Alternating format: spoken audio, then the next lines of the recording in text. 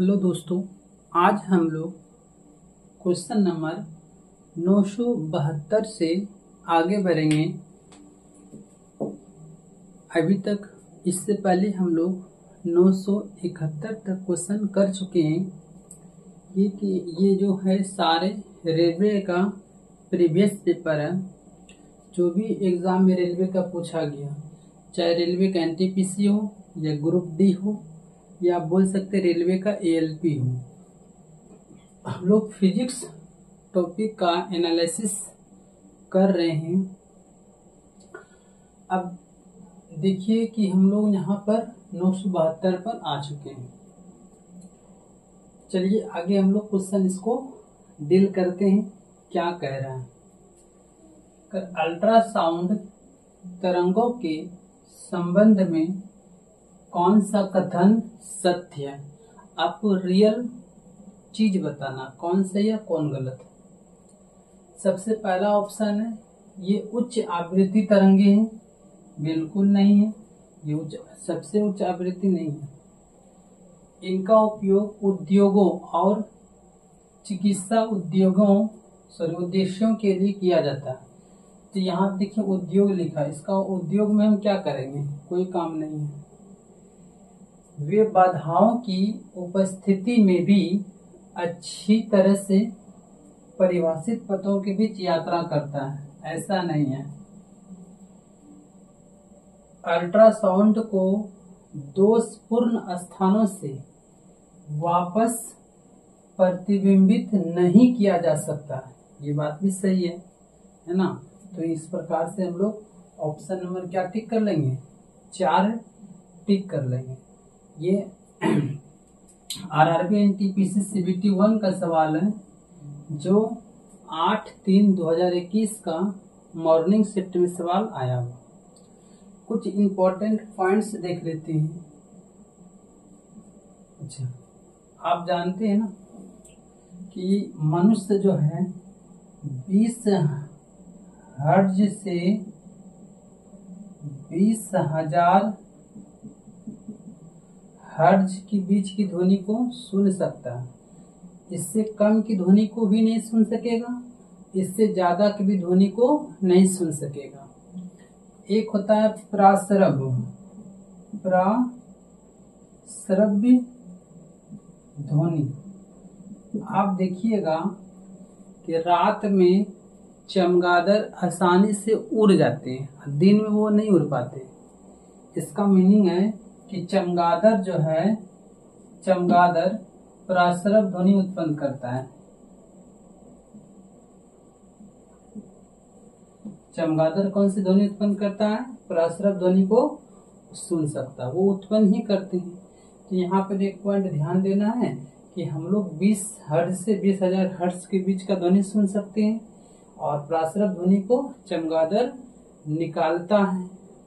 आगे बढ़ते हैं हम लोग।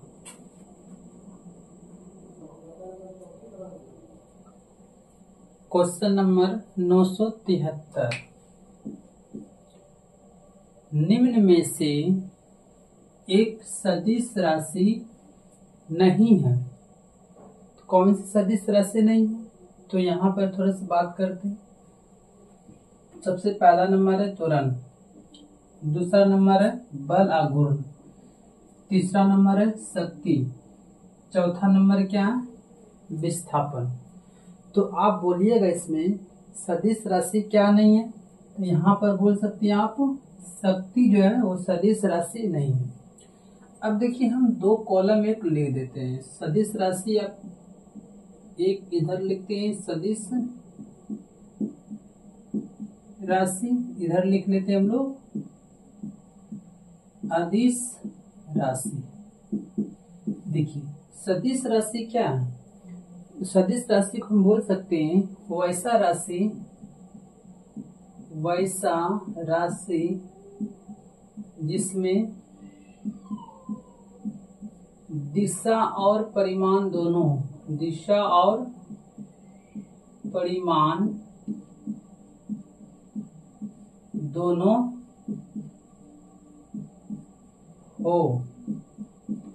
अब जैसे बोलेंगे हम लोग एग्जाम्पल आप क्या लिख सकते हैं, जैसे होगा वेग, विस्थापन, बल, विद्युत क्षेत्र।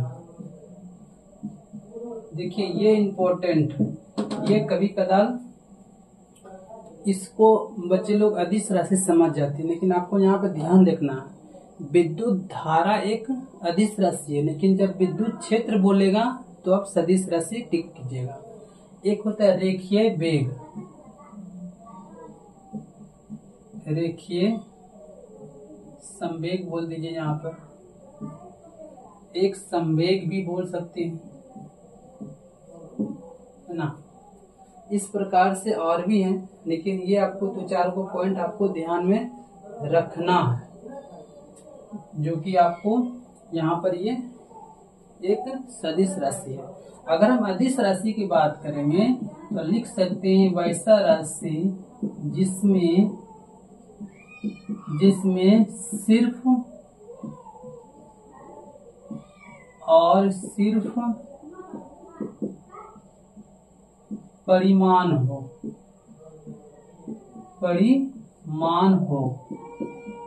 दिशा नहीं, बस इतना ही समझिए। अब इसका एग्जाम्पल की अगर हम बात करें तो हो सकता है, आप जैसे मान चलते दूरी ले लीजिएगा, द्रव्यमान ले लीजिए, क्षेत्रफल ले लीजिए, और क्या लिख सकते हैं, आयतन लिख सकते हैं आप, विद्युत धारा लिख सकते हैं, शक्ति लिख सकते हैं, कार्य लिख सकते हैं, ऊर्जा लिख सकते हैं, इत्यादि। बहुत सारी राशि क्या है, सब के सब क्या है, ये सब राशि क्या एक अदिश राशि है। यहाँ पे देखिए एक कॉलम हम थोड़ा सा घेर लेते, इस पॉइंट को आप थोड़ा सा ध्यान रखिएगा। यहाँ पर हम लिखे विद्युत धारा एक सदिश राशि, यहाँ पर विद्युत क्षेत्र एक सदिश राशि है, ये एक अदिश राशि है। ये थोड़ा सा कंफ्यूज वाला पॉइंट है, इनको थोड़ा सा आपको ध्यान रखना। तो आपको देखिए ये सवाल आरआरबी एनटीपीसी का जो सीबीटी 1 का 9/3/2021 का मॉर्निंग शिफ्ट का ये पेपर में पूछा गया था। आगे बढ़ते हैं।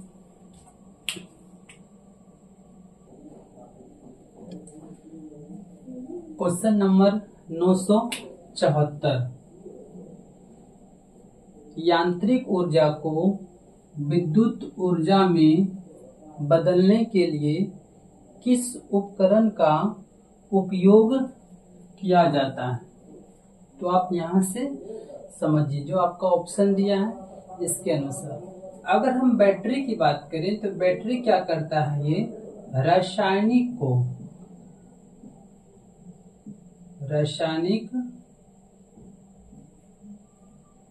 ऊर्जा को विद्युत ऊर्जा में कन्वर्ट करता है, विद्युत ऊर्जा में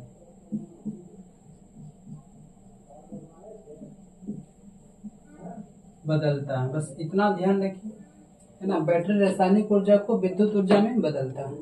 फोटो सेल क्या करता है, ये फोटो वोल्टेज सेल को सीधा बोल सकते हैं, ये प्रकाश ऊर्जा को विद्युत ऊर्जा में बदलने का प्रयास करता है ये, ठीक है। तो आप बोल सकते हैं ये प्रकाश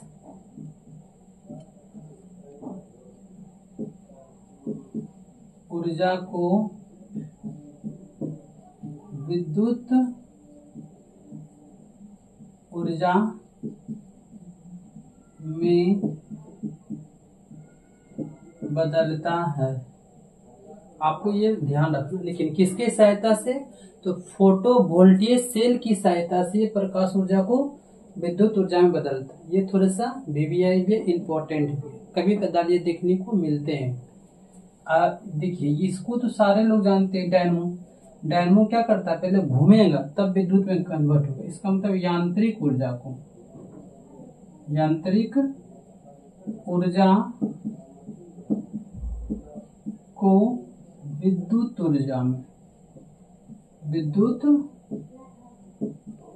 ऊर्जा में बदलता है।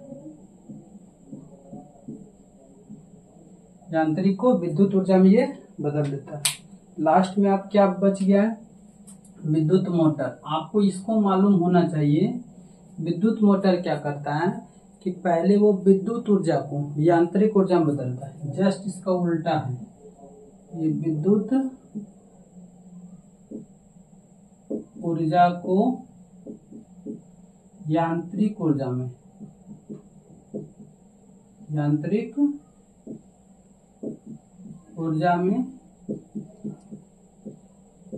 बदलता है। तो आप देखिए हम चारों के ऑप्शन का जिक्र कर लिया। यहाँ जो ही पूछ रहा कर रहा है यांत्रिक ऊर्जा को विद्युत में। देखिए यांत्रिक को विद्युत में, इसका मतलब हम लोग क्या टिक करेंगे? डायनेमो को टिक कर लेंगे, है ना। तो ये प्रश्न आपका RRB NTPC CBT 1 का है, जो 9/3/2021 का मॉर्निंग शिफ्ट में पूछा गया था। इसको थोड़ा सा इस पॉइंट को विशेष ध्यान देना है, क्योंकि ये बहुत कम ही रेयर में मिलते हैं। आगे बढ़ते हैं हम लोग।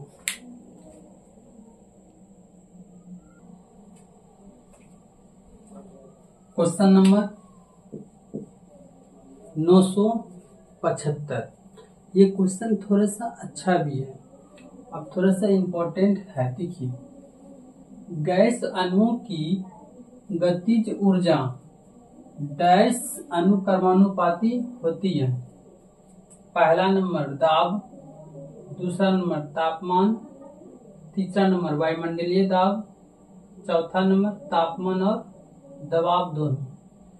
तो इस क्वेश्चन को डील करने के लिए पहले हम लोग को ये बारे में पहले लिखना पड़ेगा गैस की अणुओं की गतिज ऊर्जा का फार्मूला क्या होता है। तो यहाँ पे देखिए हम लोग फार्मूला लिखे हैं काइनेटिक एनर्जी गैस के बारे में 3 kBT/2। अब देखिए T के बारे में सबको पता होता है, ये तो तापमान है। तो kB के बारे में पता नहीं होता, ये एक स्थिरांक होता है, कांस्टेंट टर्म होता है। जिस प्रकार से आप बोल सकते हैं कि एवोगाद्रो का फिक्स संख्या होती है, इसी प्रकार से इसका kB का भी क्या एक संख्या होता है। अच्छा, kB को और बोलते क्या है? यहाँ पे देखिए वोल्टेज में स्थिरांक बोलते हैं। ये आप थोड़ा सा ध्यान दीजिएगा। ये यहाँ पर अभी तक का सबसे पहली बार सवाल आया, न्यू क्वेश्चन है। तो ये जब स्थिरांक है, इसका मतलब इसका वैल्यू सब जगह बराबर होगा। जब सब जगह बराबर होगा, इसका मतलब ये जो गैस के अणुओं की गतिज ऊर्जा किस पर वेरी करेगा? T पर वेरी करेगा। इसका मतलब है कि अगर तापमान ज्यादा होगा तो इसका गतिज ऊर्जा भी ज्यादा होगा, अगर तापमान कम होगा तो इसका गतिज ऊर्जा भी क्या होगा? कम होगा। क्योंकि ये दोनों टर्म तो एक कांस्टेंट है। तो यहाँ पर किसका अनुक्रमानुपाती होता है? तो आप बोलिएगा कि ये सिर्फ और सिर्फ तापमान के अनुक्रमानुपाती है। तो आप ऑप्शन नंबर बी टिक कीजिए और आगे हम लोग बढ़ जाएंगे। तो देखिए ये सवाल जो है RRB JEE का है, जो 25/5/2019 का मॉर्निंग शिफ्ट का सवाल पूछा गया था और अच्छे लेवल का सवाल है। आगे बढ़ते हैं।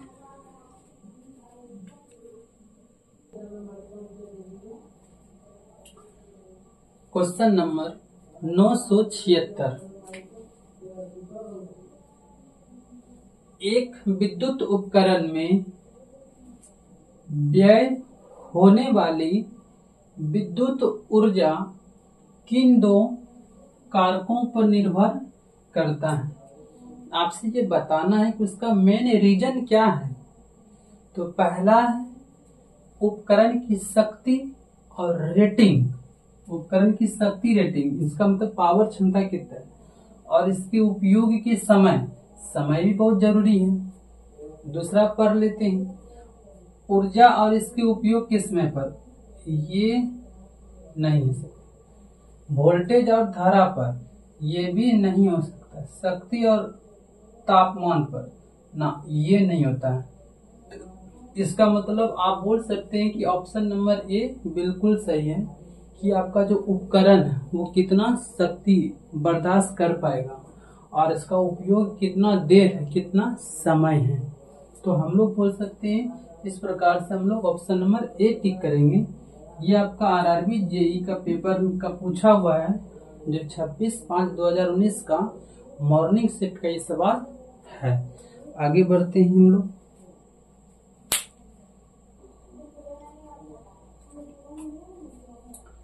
क्वेश्चन नंबर 977, ठोसों का तापमान बढ़ाने पर कणों की गतिज ऊर्जा डैश है। ये तो आप रियल घटना है ना कि किसी भी ठोस पदार्थ को अगर हम उसका तापमान को क्या कर लें, बढ़ा दें। इसका मतलब है कि मान चलते कि एक सरिया ले लें जिसको हम लोग रड कहते हैं, छड़, और उसको अगर हम उसमें हीट करेंगे तो उसका जो पार्टिकल्स है वो अलग अलग हटना स्टार्ट हो जाएगा। इसका मतलब आप बोल सकते हैं कि जैसे जैसे हम ठोस का तापमान बढ़ाएंगे तो उसमें एक हलचल उत्पन्न होगा, उसका ऊर्जा क्या होगा, बढ़ना प्रारंभ होगा। तो इस प्रकार से पहला हम बोल सकते हैं स्थिर रहता है, ये तो गलत है। दूसरा कहता है बढ़ जाती है, बिल्कुल सही है। तीसरा कहता है पहले घटती है, पहले बढ़ती है फिर घटती है, ऐसा बात नहीं है, घटता तो है ये नहीं है। जैसे जैसे हम उसको हीट करेंगे तो उसका जो आपस में जो कण है वो हलचल होगा। इसका मतलब क्या है, उसका गतिज ऊर्जा बढ़ रहा है, पावर उसका मतलब एनर्जी क्या बढ़ रहा है। तो ये पेपर में आपका आरआरबी जेई 26/5/2019 का ये इवनिंग शिफ्ट का पेपर में पूछा गया था। आगे बढ़ते हम लोग।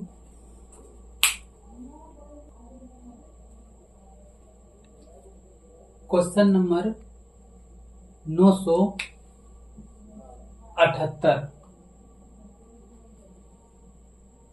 बिजली के बल्ब पर बिजली रेटिंग 100 वाट का क्या मतलब है। आप यहाँ ध्यान देना है, 100 वाट का कह रहा है। बल्ब प्रति घंटा 100 किलो जूल की विद्युत ऊर्जा खपत करता है। देखिए प्रति घंटा तो नहीं करता है, इसका मतलब ये तो गलत है, क्योंकि वाट बराबर क्या होता है, जूल पर सेकेंड। याद रखिएगा, अगर जूल पर सेकेंड है तो यहाँ पर नीचे में सेकेंड आना चाहिए। यहाँ प्रति में घंटा है, बल्ब प्रति मिनट 100 जूल ऊर्जा व्यय करता है, फिर यहाँ आ गया प्रति मिनट। इसका मतलब ये भी ऑप्शन सेटिस्फाई नहीं करेगा।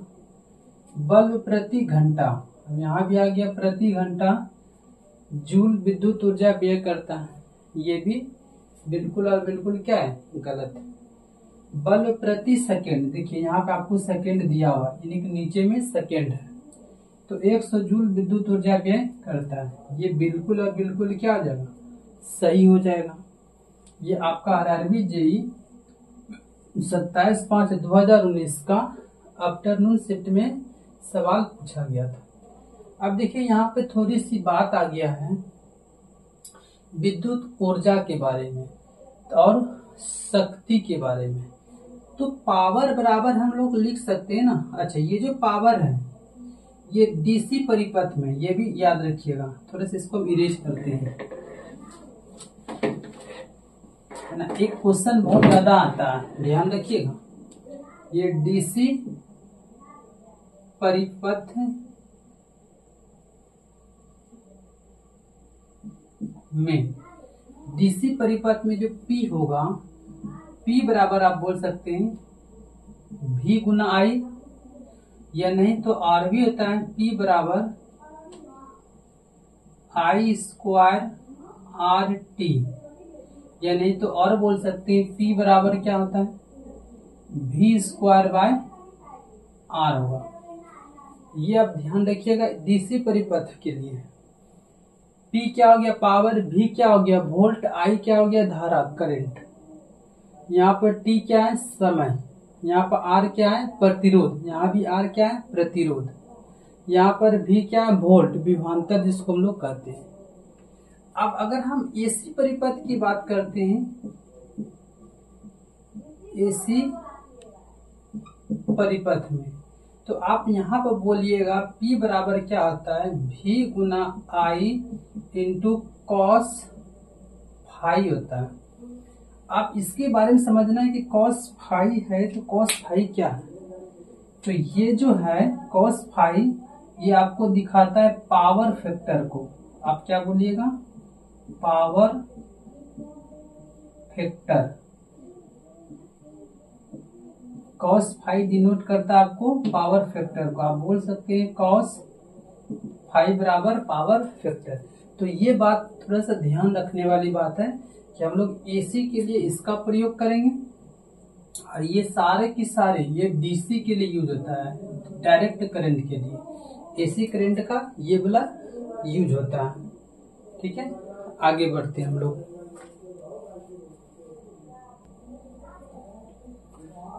क्वेश्चन नंबर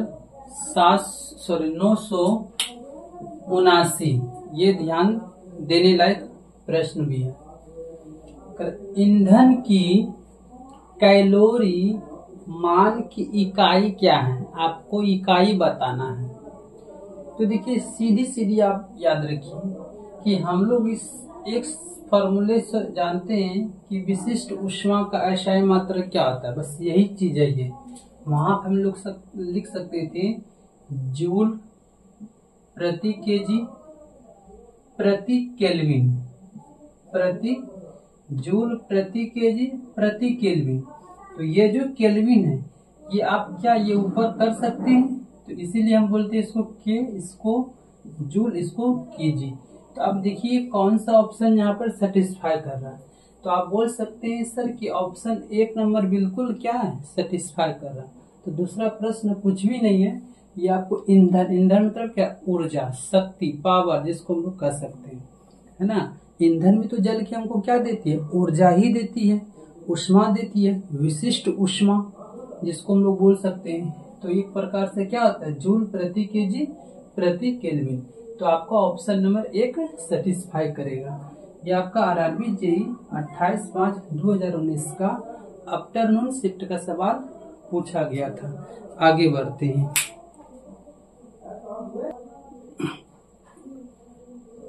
क्वेश्चन नंबर 980, दिए गए तापमान पर किसी गैस, द्रव या ठोस के कणों में अलग अलग मात्रा में डैश होती है। अलग अलग मात्रा में क्या होती है, समझिएगा ध्यान से। अब बताइए, यहाँ पे पहला ऑप्शन है विद्युत ऊर्जा, गतिज ऊर्जा, यांत्रिक ऊर्जा, डी नंबर है स्थितिज ऊर्जा। देखिए स्थितिज ऊर्जा तो सब जगह तो बराबर ही होगा, उसमें तो कोई फर्क ही नहीं। जब कणों के बीच में हलचल ही नहीं है तो कैसा फिर ऊर्जा। यांत्रिक ऊर्जा हम लोग क्या कर सकते हैं, यांत्रिक को ही हम लोग तो उसको गतिज ऊर्जा के रूप में जानते हैं, हालांकि यांत्रिक में और भी ऊर्जाएं होती है। तो आप यहाँ पर यांत्रिक ना टिक करके आप गतिज ऊर्जा मानिए।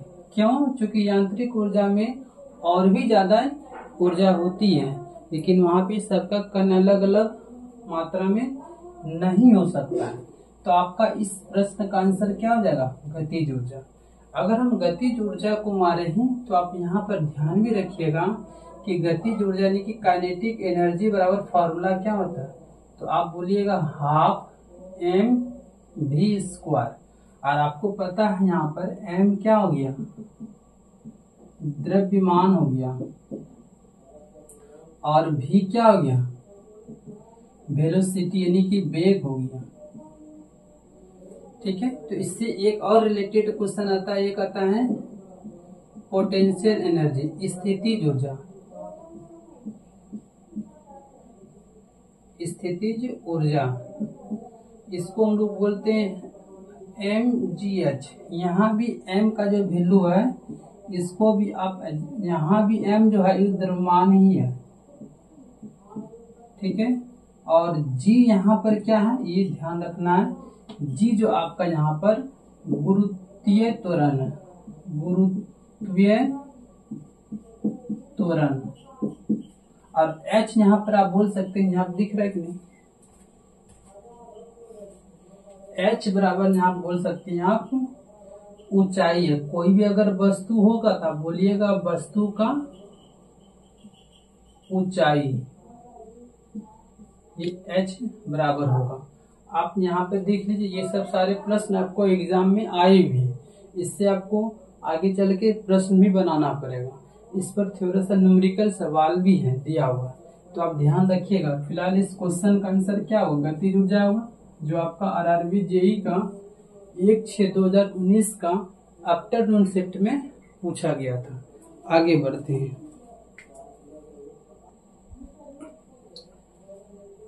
क्वेश्चन नंबर 981, तापीय ऊर्जा संयंत्रों में जीवाश्म ईंधन किस ऊर्जा को विद्युत ऊर्जा में बदलता है? तो आप यहाँ पर ध्यान रखना, सबसे पहला है जल विद्युत ऊर्जा, दूसरा है ज्वारीय ऊर्जा, तीसरा है सौर ऊर्जा, चौथा है रासायनिक ऊर्जा। अब यहाँ पर एक बात आपको ध्यान देना है कि सबसे इम्पोर्टेंट बात क्या है कि यहाँ देखिए क्या बोला, जीवाश्म ईंधनों। तो जीवाश्म ईंधन पहले समझना है क्या होता है। जो हमारी भूमि से जीवाश्म ईंधन के रूप में निकल, जैसे आप बोल सकते हैं कि प्लूटोनियम हो गया, है ना, वो क्या एक तत्व के रूप में निकलते हैं, लेकिन है तो रासायनिक पदार्थ। वो भी हमको क्या देता है, उससे भी बहुत ज्यादा मात्रा में क्या आता है, यूरेनियम है, उससे भी हमको विद्युत ऊर्जा प्राप्त होता है। तो आप बोल सकते हैं कि एक प्रकार से रासायनिक ऊर्जा है। और एक सबसे अच्छा अगर हम उदाहरण बोलेंगे तो कोयला ले लीजिए। कोयला भी क्या एक रसायन है, एक जीवाश्म ईंधन है। ये भी क्या करेगा, कोयला से हम लोग विद्युत बनाएंगे, ये रासायनिक ऊर्जा को किसमें कन्वर्ट कर देगा, विद्युत ऊर्जा में। अब दो बात आपको यहाँ पे समझना है जो एग्जाम में आते भी, एक आता है ओ नवीकरणीय, ओ नवीकरणीय, एक होता है नवीकरणीय। अच्छा, ये ध्यान रखना है, वो नवीकरणीय मतलब आप सीधे सीधे अगर हम बात करें इसमें कि वैसा यहाँ पर वैसा वस्तु का प्रयोग करेंगे जो एक समय के बाद समाप्त हो जाएगा। जैसे अगर हम बोलेंगे कोयला के पृथ्वी पर एक सीमित भंडार है, ये एक समय के बाद क्या हो जाएगा, समाप्त हो जाएगा। अगर समाप्त हो जाएगा तो ये कौन सी ऊर्जा कहलाएगा, वो नवीकरणीय ऊर्जा कहलाएगा। जितना भी आप सोच सकते हैं। दूसरी अगर हम बात कर लें, यूरेनियम का ही भंडार सीमित है, उससे भी तो विद्युत ऊर्जा प्राप्त होता है ना, तो यूरेनियम भी आप लिख सकते हैं यहाँ पर। ये एक क्या है, तीसरा आप बोल देंगे पेट्रोलियम, ये आपको वो नवीकरणीय ऊर्जा स्रोत है, एक समय के बाद ये समाप्त हो जाएगा। तो आप बोलिएगा सर नवीकरणीय क्या है, तो नवीकरणीय में आप बोल सकते हैं, जैसे पहला पॉइंट की अगर हम बात करेंगे पवन ऊर्जा, पवन ऊर्जा ये कभी खत्म नहीं होगा। बोल सकते हैं जल ऊर्जा, ये भी कभी खत्म आपका नहीं होगा। आप बोल सकते हैं सौर ऊर्जा, सबसे इंपॉर्टेंट है सौर ऊर्जा, ये कभी खत्म होने वाला है क्या, कभी नहीं खत्म होगा। और भी अगर एग्जांपल बोल सकते हैं तो महासागरीय ऊर्जा, ये भी हो सकता है महासागरीय ऊर्जा। ये सब के सब क्या है, नवीकरणीय स्रोत है, ये कभी खत्म नहीं होंगे। ठीक है, ये एक प्रकार से आप यहाँ तक समझ सकते हैं। चलिए आगे बढ़ते हैं। अगला क्वेश्चन इस प्रकार से हम लोग आज इस वीडियो में 981 तक सवाल को कर चुके हैं। अगर हमारा वीडियो आपको अच्छी लगे तो हमारा चैनल मोदी क्लासेस टीच